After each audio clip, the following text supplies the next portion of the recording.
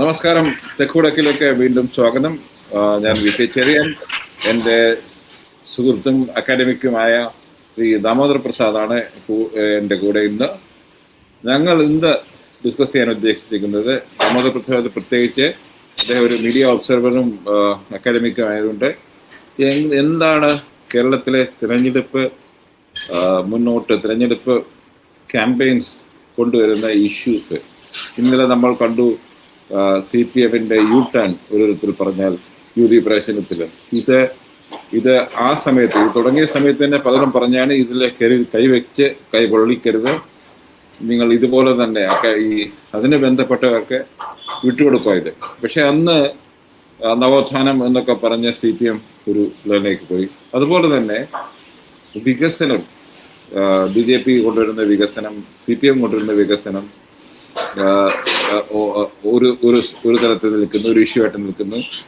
അതുപോലെ തന്നെയാണ് ഇന്നത്തെ ഇറാൻ വാറില് മലയാളിയുടെ, പ്രവാസിയുടെ പരിഭ്രാന്തി, നമ്മളുടെ അടുക്കളയിൽ എത്തി നിൽക്കുന്ന ഒരു യുദ്ധം, ഇറാൻ അമേരിക്ക യുദ്ധം. ഏകദേശം LPG ഡൽഹിയിൽ പോലും പല ഗാവുകൾ, അല്ലാതെ ഇവിടെ ഗ്രാമങ്ങൾ എന്ന് പറയുന്ന സംഗതികളുണ്ട്. അതായത്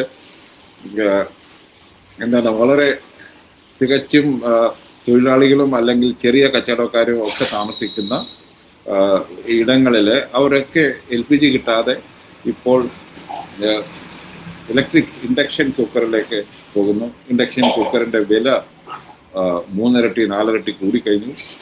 നാട്ടിലും ഇതേ സിറ്റുവേഷനിലേക്ക് പോകും എന്നാണ് ഇന്നത്തെ സൂചന.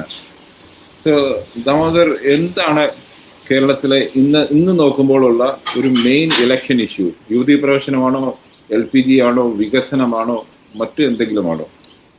യുവതി പ്രവേശനം, സാർ ആദ്യം യുവതി പ്രവേശനം ഒരു പ്രധാനപ്പെട്ട ഇലക്ഷൻ ഇഷ്യൂ ആയി മാറുമോ എന്ന കാര്യത്തിൽ എനിക്ക് സംശയമുണ്ട്. കാരണം നമ്മളൊരു ഇമ്പാക്ട് ഉണ്ടാക്കി പോയതാണ്.